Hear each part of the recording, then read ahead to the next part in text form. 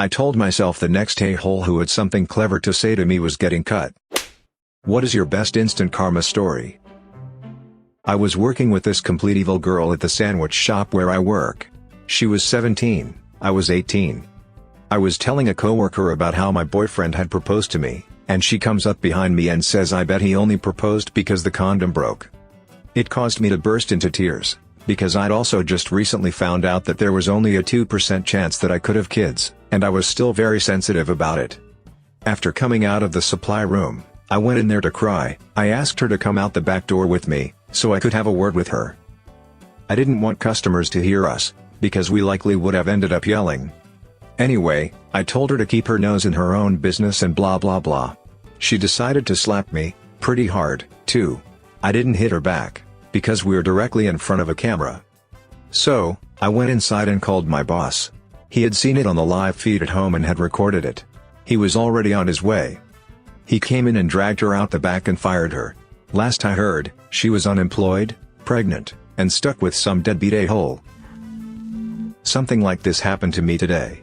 This witch who bullies me because I'm a bit of an outcast in my high school said to me, today, the only reason why you are here is because your grandma was a streetwalker who gave birth to a streetwalker mother. My grandmother died yesterday. The principal overheard her. The principal and I are good friends and knew about my grandmother's passing, and now she can't walk on graduation. My first job out of high school was working for a rather famous and nationwide guitar store chain. At first I thought it would be fun, getting to be around guitars all day, and talk music with fellow musicians. Turns out I was wrong, that 10-hour shifts 5 to 6 days a week while listening to slightly too loud overhead music and 14-year-olds play the first 5 bars of Crazy Train over and over and over again wasn't actually all that great. But I stuck it out. I needed money and I have one of those don't quit ever attitudes. When I got hired, the store was in serious trouble. They had recently fired a huge chunk of the staff for skimming profits and selling pot out of the warehouse. Their numbers were really low, and corporate is breathing down their necks. But, as it turns out, I have a passion for selling stuff that I know about. I was the accessories guy, and got really, really good at it. I was routinely rolling $30,000 or better a month out the door, and the most expensive thing I had in my department was only $500.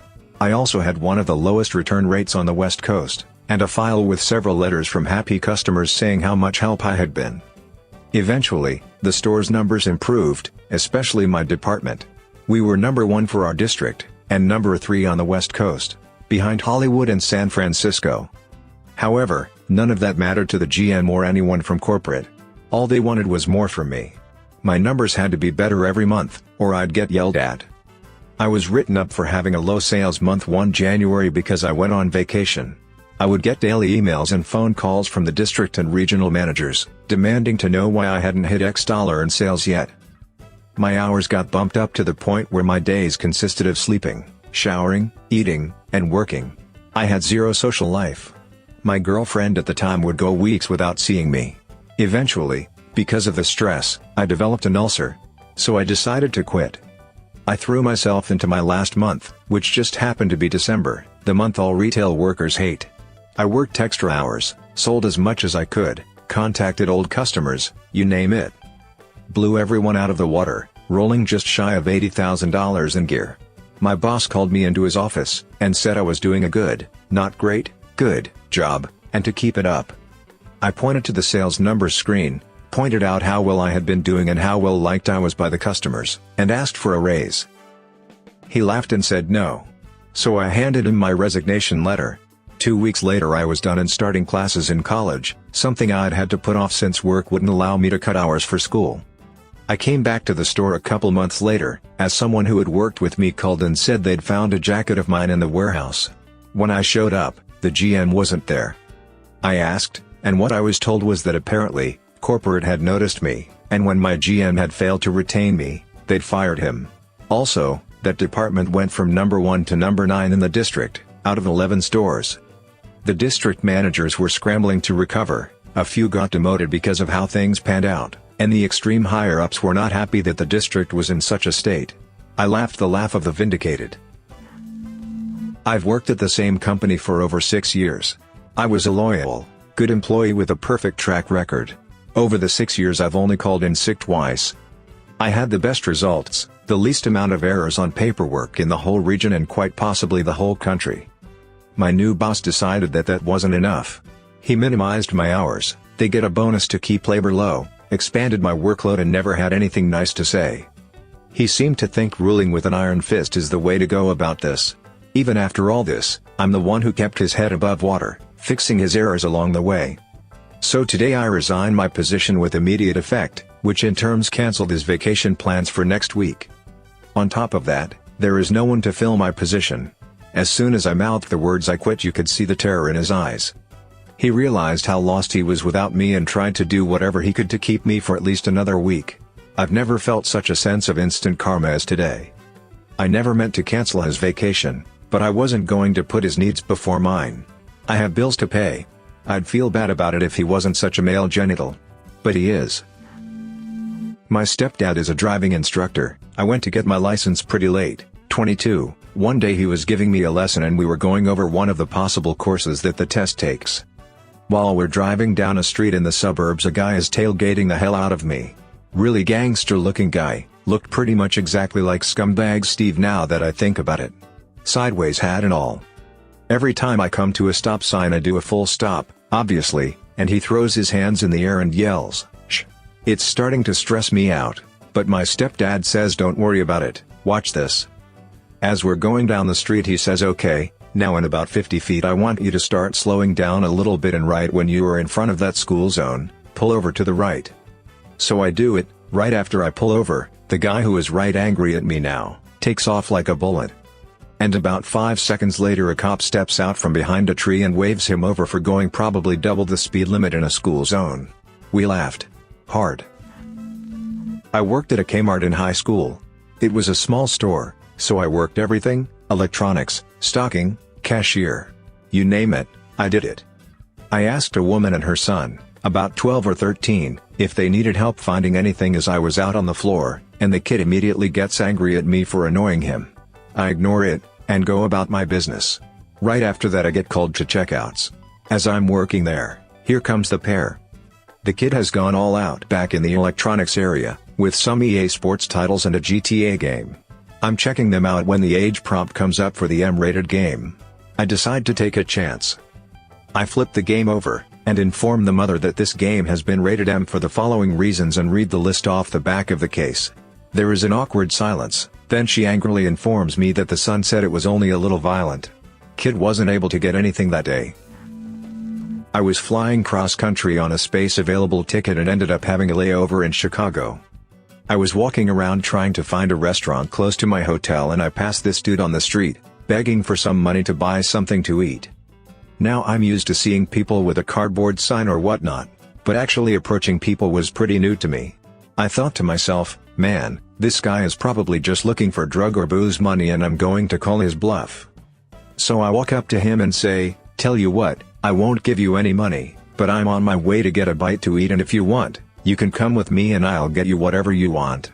I was feeling pretty cocky, and figured he would turn me down with some excuse. Absolutely. I was not expecting this. So he picks up his stuff and starts walking with me and we settle on some Ruby Tuesday or Applebee's-ish place. He says he can't decide between a big steak or ribs, and I wave him off with my hand and tell him I have no problem buying him both. As we eat, he pulls out the biggest knife I've ever seen in person. I'm talking, like, Crocodile Dundee. He puts it on the table and says to me, "I can't tell you how hungry I was." Everybody was passing me on the street, some of them would glare or ignore me, some would talk BS or toss in their 2 cents because I just wanted drugs or booze. I told myself the next a-hole who had something clever to say to me was getting cut. I was frozen. Conversation eventually moved on and we both finished our dinners, and I talked him into dessert. In the process, I told him I was extremely interested in his knife and was in the market for one, and I offered him $250 for his. He was ecstatic and sold it to me. I just figured that dude really didn't need a knife on him like that, and he could use the money. I gave it to a cop and said I found it on the street. Maybe some life was saved, who knows? Life taught me a few lessons that night. Don't judge, people aren't always who you think they are. Be nice. My ex-wife messed around and got pregnant by some other guy. I took my son and moved out and he moved in with her. I stepped back, did nothing vindictive at all, and just let the two of them wreck each other's lives. They were so thorough about it, I wound up feeling bad for them. It wasn't quite instant, but it was something that took care of itself. I never did anything to move it along. I tried to explain to my company how they were breaking the law with one of their procedures. They didn't listen, said somebody up the line would have caught it. Later, illegally fired me whilst I was on FMLA leave. Was, statistically at least, their best employee at my position out of 500 people. They got fined $250K for the violation I brought up several times. I'm still unemployed, but I go hiking all day and love my life. Have enough saved up to last me until I do find work. FM.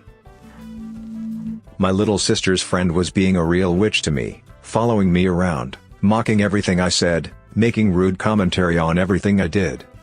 I told her she shouldn't do things like that to someone older than her, because it could have dire consequences. Anyhow, they conned me into playing hide and seek with them, and the rules were to stay in the house. I searched high and low for that little and couldn't find her anywhere. My sister had no clue either, and neither of us heard the doors open, so we didn't think she could be out there. Turns out the kid decided to say F the rules and go outside. Well, she hid in the back of my mom's truck. It has a camper shell that can be locked from the outside. I guess someone saw it open and locked it while the kid was hiding inside. She ended up peeing her pants. I volunteered to unlock it, and I took my sweet time, staring at her with this poop-eating grin. It was great. I worked for Goodwill quite a few years back as a supervisor because my mother and I had really fond memories of treasure hunting there, and I wanted to try and build up some management experience with a reputable company. I thought it would be my dream gig for a while, even though I knew it would be hard work. Except it was anything but. The manager was an alright lady, but her assistant manager was a tyrant.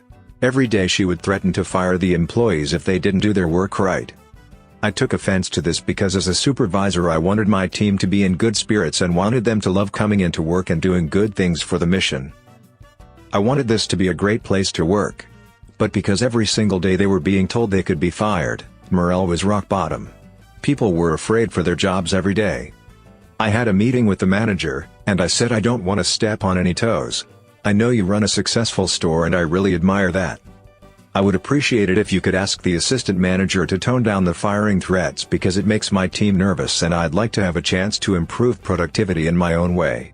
She said she understood and I felt good about the conversation. The next day she called me into her office where her and the assistant manager were both waiting for me. They asked me to lock the door. As soon as I did, I got the most hate-filled verbal lashing of my entire life. They started screaming at me, "You think you can turn us against each other? You are worthless. You just do your ducking job and don't tell us how to do ours. Who do you think you are?" This went on for about 20 minutes. I'm a grown man and I nearly started bawling right there. I told them to take this job and shove it. I was the only supervisor they had on a team that required at least two. The manager and assistant manager were already working 60-hour weeks to make things work on a skeleton crew, and when I quit they were going to be working 80 hours each with no weekends until they had at least a month to find someone else. They told me how much of a scumbag I was for not giving 2 weeks notice and ruining their month. I wasn't really concerned about it. When I was a teenager, I was in a van with a bunch of my friends, all stoned out of our gourds. We stopped for gas at a place on a busy intersection. One of my friends points out some action happening in a car parked next to the street and says, "He's beating the hell out of her."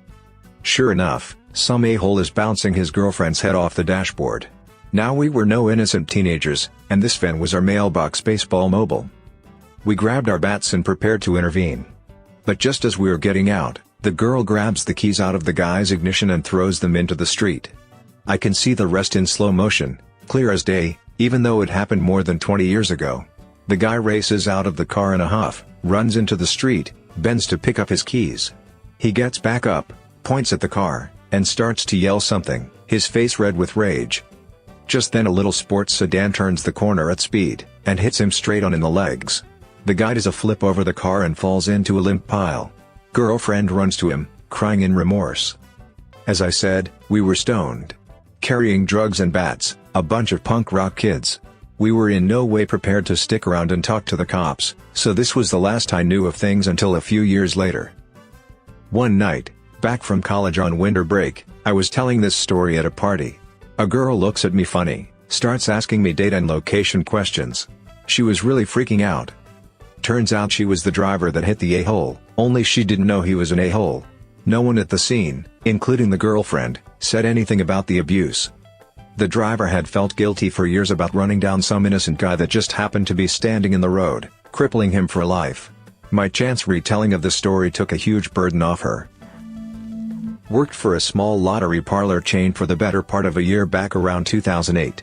It was a single-employee operation, so I worked a 10-hour shift with no breaks or a lunch. All in all, it wasn't a bad job and had good tips.